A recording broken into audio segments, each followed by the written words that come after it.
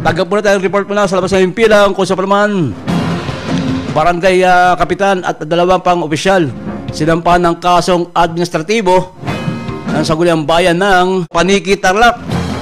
Narito ang balita ni Jude Briones.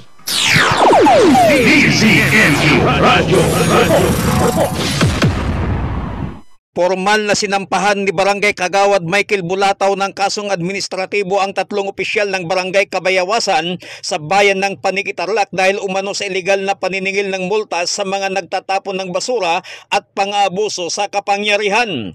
Kabilang sa mga kinasuhan ay sina Punong Barangay Federico Lamorina, Barangay Kagawad Arcadio Riraw at Chief Tanod Virgilio Hilario.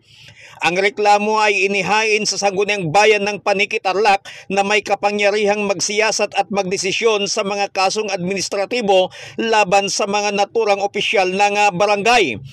Ayon kay Kagawad Michael Bulataw, nangulikta ng multa ang mga nasabing opisyal laban sa mga individual na nahuling nagtatapon ng basura kahit walang umiiral na ordinansa ng barangay na nagbibigay ng kapangyarihan para gawin ito. Dagdag pa rito, hindi rin inadapt ng Barangay Kabayawasan ang Municipal Ordinance sa Solid Waste Management dahilan upang kwestiyonin ang legalidad ng kanilang paniningil.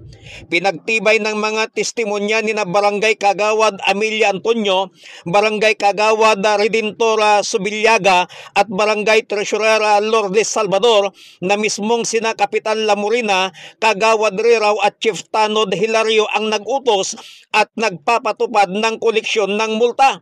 Anila malinaw na walang ordinansa o resolusyon na nagbibigay ng kapangyarihan sa barangay upang magsagawa ng ganitong koleksyon. Ayon pa kay Barangay Kagawad Bulataw, itinuturing na tahasang paglabag sa Local Government Code of 1991 at isang malinaw na abuso sa kapangyarihan ang ginawa ng mga nasabing opisyal. Ang paniningil ng multa ng walang legal na basihan ay hindi lamang naglalagay sa panganib ng pananagutan ang mga opisyal kundi nagpapahina rin sa tiwala ng taong bayan sa kanilang lokal na pamahalaan.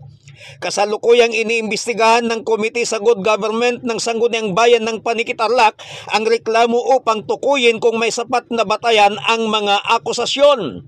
Kung mapatunayang may pananagutan, maaaring ipataw ang mabibigat na parusa laban sa mga nasabing opisyal kabilang ang suspensyon o tuluyang pagkakatanggal sa posisyon alinsunod sa Local Government Code at iba pang umiiral na batas. Mula dito sa bayan ng Paniki, Tarlac, Jude Briones nagulat para sa Target On Air sa DZME 1530 ang Radyo TV. DZME Radyo. Maraming salamat kay Jude Briones.